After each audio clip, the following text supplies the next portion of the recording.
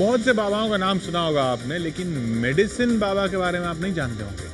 यही है आज न्यूज पॉजिटिव। मिलिए मेडिसिन बाबा से। मतलब है कोई जो बेकार के दवाओं का दान करेंगे, जो दवाइयाँ आपके काम में नहीं आ रही है। आपने गली मोहल्ले की सड़कों से आती कई आवाजों को सुना होगा, लेकिन ऐसी आवाज नहीं।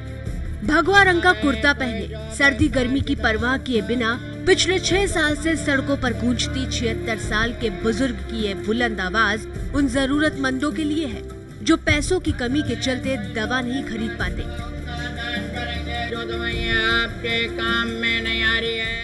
मैं बहुत जोर से चिल्लाता हूँ, हाँ साहब, है कोई जो बेकार की दवाइयों का दान करेगा, जो दवाइयाँ आपके काम में नहीं आ रही है।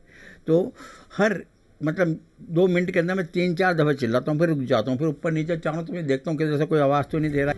मेडिसिन बाबा के नाम से मशहूर 76 साल के ओमकार नाथ शर्मा की सोच देखिए। वो ऐसे ही जोर जोर से आवाज लगाते हैं, घर घर जाते हैं और लोगों के इस्तेमाल में न आने वाली दवाइयाँ जमा करते हैं। ओमकार नाथ शर्मा पैरों में तकलीफ होने की वजह से खुद ठीक से नहीं चल पाते, लेकिन ये रुकावट उनकी कोशिश का रास्ता नहीं रोक पाती। सफदरजंग हॉस्पिटल का है, वो दवाई नहीं खरीद सकते, फुटपाथ पे पड़े, उनके पास अपने पट्टी यहाँ तक प्लास्टर बनता नहीं जाना, पर हम उन्हीं दवाइयों से डोनेट करवा देते हैं डॉक्टर। वो जब चलता है फिरता है हफ्ते 10-15 दिन बाद, तो वो खुशी मिलती है। मैं करोड़ रुपया दे के खरीद नहीं सकता हूँ। तो बस मेरा जो इनाम है या मेरी एनर्जी है, ये सब इसी से मिलता है मुझे। ओमकार नाथ बस से या पैदल चलकर दिल्ली के अलग अलग इलाकों में जाते हैं और दवाइयाँ जमा करते हैं। दिल्ली के मंगोलपुरी में किराए के छोटे से घर में रहने वाले ओमकार नाथ बताते हैं कि लक्ष्मी नगर मेट्रो हादसे के बाद ही उन्हें इस तरह से दवाइयाँ इकट्ठा करने का विचार आया था।